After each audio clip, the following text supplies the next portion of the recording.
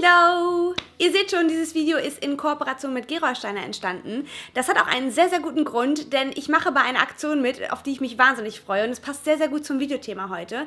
Denn, wie ihr alle wisst, wir befinden uns mitten in der Springfit Challenge.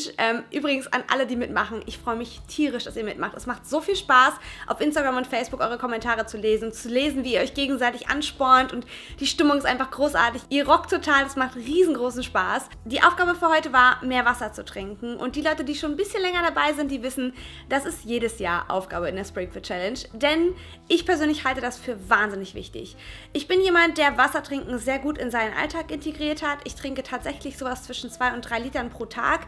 Das habe ich mir irgendwann mal angewöhnt, als ich so Ende Pubertät war, würde ich sagen. Und seitdem läuft das, Wasserwitz, ziemlich gut.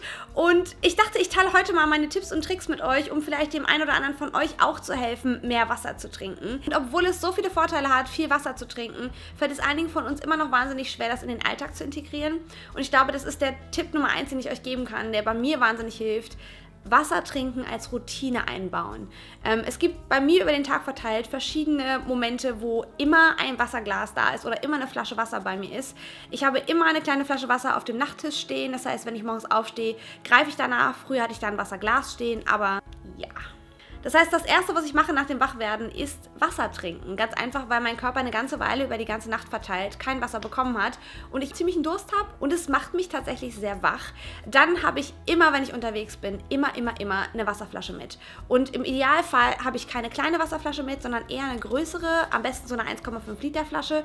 Ja, die sind relativ schwer und ja, das ist nicht toll, die rumzuschleppen. Das Gute daran ist aber, dass man ein großes Interesse daran hat, diese Flasche leichter zu machen. Das heißt, man trinkt automatisch mehr, damit es einfach ein bisschen angenehmer ist zu tragen. Ich merke immer wieder, wenn ich unterwegs bin, fällt mir Wasser trinken so unfassbar leicht. Einfach, weil ich diese Flasche in der Hand habe und eigentlich immer dann, wenn ich irgendwo stehen bleibe oder warten muss oder so, mache ich die auf und trinke einen Schluck und das ist perfekt. Eine andere Wasserstation ist mein Schreibtisch und da ist mein großer Trick, immer wenn ich mich dorthin setze, mir auch gleich Wasser mit hinzustellen. Denn wenn ich das nicht mache, dann bleibe ich eher sitzen und vertiefe mich in meine Arbeit und vergesse das Trinken. Aber wenn sowieso Wasser da steht, ist es eine schöne Ausgleichshandlung, während man überlegt oder gerade nicht schreiben kann, einfach einen Schluck Wasser einzugießen und den zu trinken. Und das hilft mir sehr. Dann bin ich jemand, der über den Tag verteilt gerne gesnackt hat. Das heißt, immer mal wieder so kleine Sachen hier und da gegessen, eine Banane, ein paar Datteln und so weiter. Und ich habe immer gedacht, okay, ich bin einfach vielleicht jemand, der über den Tag verteilt mehr Hunger hat und mehr Hunger auf Kleinigkeiten hat. Tatsächlich ist aber dieses Hungergefühl eigentlich Durstgefühl. Ich habe das wirklich ewig verwechselt und erst als ich das geschnallt habe und immer dann, wenn ich gedacht habe, oh, ich könnte jetzt eine Kleinigkeit essen, einfach einen Schluck Wasser getrunken habe, habe ich aufgehört, immer zu snacken. Ein großer Vorteil. Ich habe mich gerade neulich mit einer Freundin über das Wassertrinken unterhalten und sie meinte, es ärgert sie total, dass sie zu wenig Wasser trinkt, aber sie kriegt es einfach nicht gebacken, weil sie nicht dran denkt oder weil sie dann auch keinen Appetit drauf hat und sie dann doch lieber nach Cola oder Saft greift.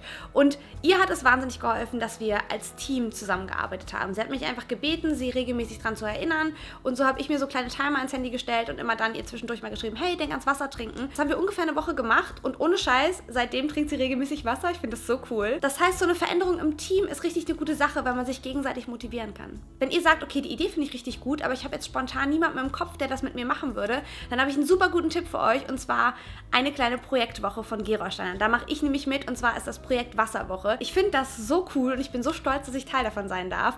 Und zwar findet das vom 15. bis 21. Mai statt und es bedeutet, dass wir alle zusammen eine ganze Woche lang nur Wasser trinken. Keine Säfte, kein Kaffee. Ich weiß noch nicht, wie ich das mache, aber wir werden sehen. Sondern wirklich nur Wasser und mal gucken, was das mit einem macht, wie es einem damit geht, wie man sich fühlt und so weiter. Ich bin wahnsinnig gespannt auf das Experiment und vor allem freue ich mich, das in so einer großen Gruppe zu machen, weil da super viele Leute mitmachen. Man kann sich auch registrieren, ich packe euch den Link mal in die Infobox. Wenn man das bis zum 30. April macht, hat man automatisch die Chance, einen von 5000 Wasservorräten für eine Woche zu gewinnen. Das heißt, wenn man richtig Glück hat, dann kriegt man das Wasser direkt an die Haustür geliefert, was einfach mal richtig cool ist. Was ich auch noch richtig gut durchdacht finde, ist, dass es während dieser Woche auf der Seite lauter Tipps rund um das Thema Trinken geht, um das Thema Ernährung und Sport, eben auch so Themen wie, hey, ich habe Koffeinentzug, verdammt, was soll ich tun? Ich werde auf jeden Fall mitmachen und wenn ihr auch Bock habt, dann guckt einfach mal in die Infobox.